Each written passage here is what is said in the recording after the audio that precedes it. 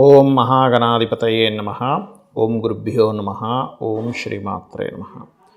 పరమేశ్వర స్వరూపమైనటువంటి జ్యోతిష, వాస్తు మరియు ఇతర అనేకమైనటువంటి శాస్త్రములను మనకు అందించినటువంటి మహర్షులకి నమస్కారం. హయగ్రీవ హయగ్రీవ హయగ్రీవేతి యో వదేత్ తస్య నిస్సరతే వాణీ జహ్నుకన్యా ప్రవాహవత్. అరుణాం కరుణాతరంగితాక్షీం ధృతపాశాంకుశపుష్పబాణచాపాం అనిమాదిభిరావృతాం మయూకైః అహమిత్యేవ విభావయే భవానీం. శ్రీమాత్రే నమః. ప్రేక్షకులకి లలితాంబిక అమ్మవారి యొక్క అనుగ్రహం పరిపూర్ణంగా కలగాలని మనస్ఫూర్తి కోరుకుంటూ మనం ఈరోజు చెప్పుకోబోయేటువంటి టాపిక్ వార ఫలితాల్లో 5వ తేదీ నుంచి 11వ తేదీ వరకు ఎలా ఉండబోతుంది, ఏ విషయాల పట్ల జాగ్రత్త వహించాలి, మరియు ఏ దేవతారాధన చేసుకోవాలి. అయితే ఈ విషయాలు చెప్తుంది నేనైనప్పటికీ కూడా చెప్పేసిన సాక్షాత్ లలిత అమ్మవారిగా భావిస్తూ అసలు గ్రహాలు ఎలా ఉన్నాయో చూసుకుందాం. వృషభంలో వక్రించిన గురువు, కర్కాటకంలో వక్రించిన కుజుడు, కేతు కన్యారాశిలోని, ధనస్సుల రవిబుధులు, శుక్రుడు, చంద్రుడు, శని కలిసి ఉన్నారు. చంద్రుడు కూడా ఇక్కడ ఉన్నాడు. ఈ యొక్క చంద్రుడు ఈ వారం రోజుల పాటు మనకి గురువు వరకు చేరుకోవడం జరుగుతుంది. కుంభ, మీన, మేష, వృషభ రాశుల్లో.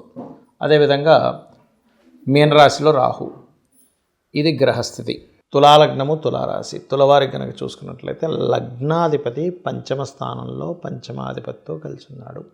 దీని మూలంగా ఏదైనా రీసెర్చెస్ చేయడం, రీసెర్చ్ మూలంగా కలిసి రావడం అనేటువంటి చూపిస్తుంది. మరియు రీసెర్చ్ రిలేటెడ్ సంబంధించిన ఉద్యోగ అవకాశాలు కూడా 5వ తేదీ ఎక్కువగా కనిపిస్తున్నాయి మీకు. 6, 7 తేదీలు కనుక చూసుకున్నట్లయితే ఇక్కడ ముఖ్యంగా మీకు తెలిసిన గురువుల దగ్గర పనిచేసే వాళ్ళు ఎవరైనా ఉంటారు. గురువుగారి దగ్గర అండి, మా గురువుగారి ద్వారా పరిచయం అంటూ ఉంటారు. అటువంటి వారికి మనీ ఇచ్చే విషయంలో చాలా జాగ్రత్తగా ఉండండి, గుర్తుపెట్టుకోండి. అలాగే కాస్త 6, 7 తేదీలు మాత్రం విదేశాలకు వెళ్ళి ఉద్యోగం చేయాలి, అక్కడ ఏదైనా అవకాశాలు దొరుకుతాయా అని చెప్పి ప్రయత్నం చేసేటువంటి వారికి చాలా అనుకూలమైనటువంటి స్థితి చూపిస్తుంది.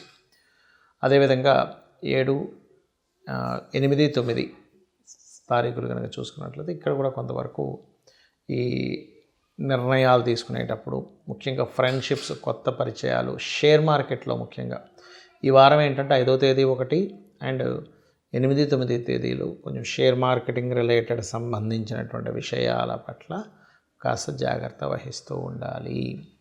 అదేవిధంగా మరొక విషయం ఏంటంటే ఇక్కడ ధనాధిపతి అయినటువంటి కుజుడు నీచబడి వక్రించడం వల్ల కొంచెం ఏదైనా లోన్స్ లభించడానికి యోగ్యవంతంగా ఉంటుంది. బుధరాశుల్లోకి వెళ్తున్నాడు కాబట్టి కుజుడు ఎప్పుడు కూడా బుధరాశుల కనెక్టివిటీ లోన్స్ రావడానికి అనుకూలమైనటువంటి స్థితిని ఇస్తూ ఉంటుంది.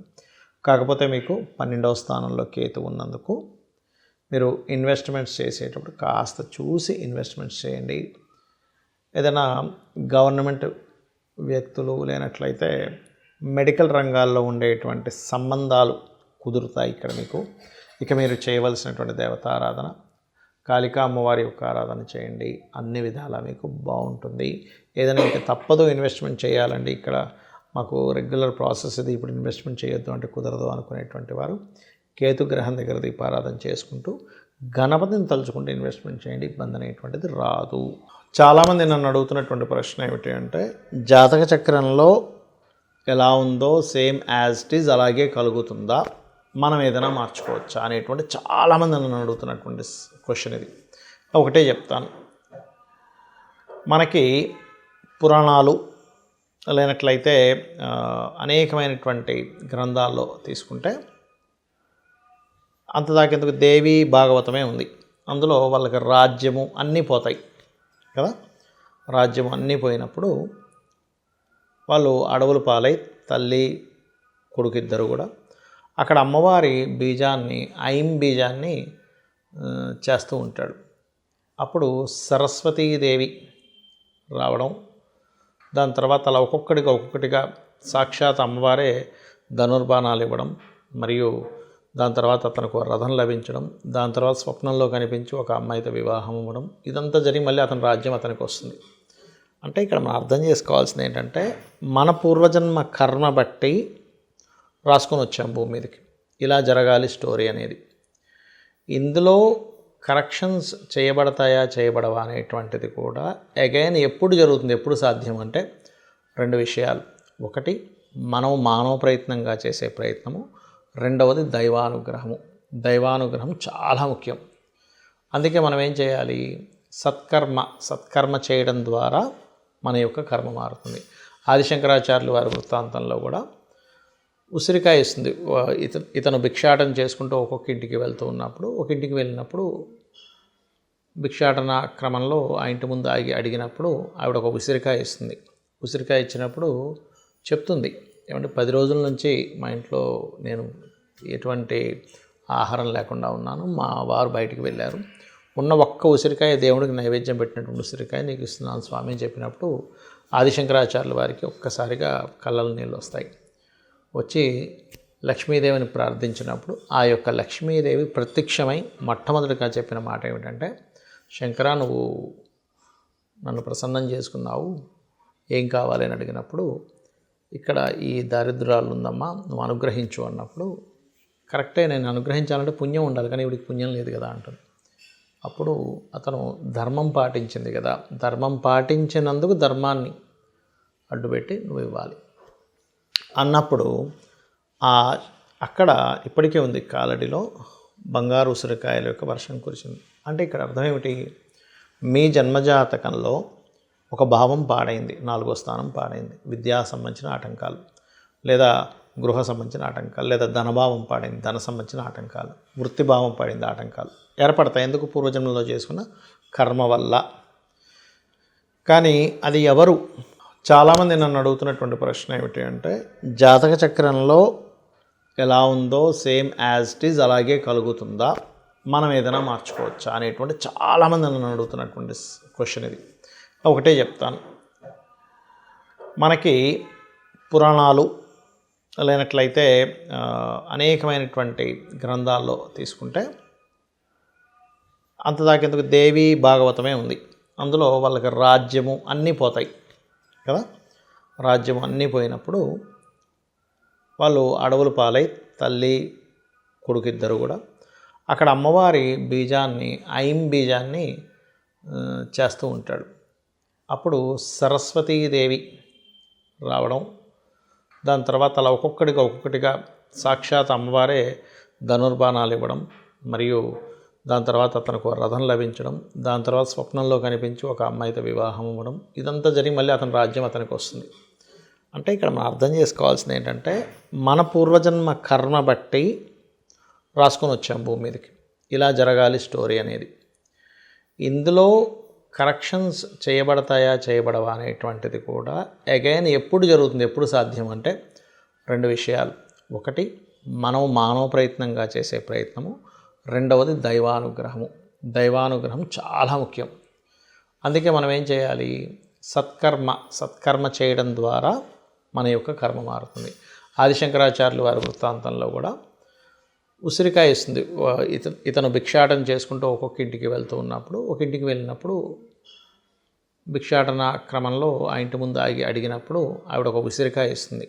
ఉసిరికాయ ఇచ్చినప్పుడు చెప్తుంది, ఏమంటే 10 రోజుల నుంచి మా ఇంట్లో నేను ఎటువంటి ఆహారం లేకుండా ఉన్నాను, మా వారు బయటికి వెళ్ళారు, ఉన్న ఒక్క ఉసిరికాయ దేవుడికి నైవేద్యం పెట్టినటువంటి ఉసిరికాయ నీకు ఇస్తున్నాను స్వామి అని చెప్పినప్పుడు ఆదిశంకరాచార్యుల వారికి ఒక్కసారిగా కళ్ళలో నీళ్ళు వస్తాయి.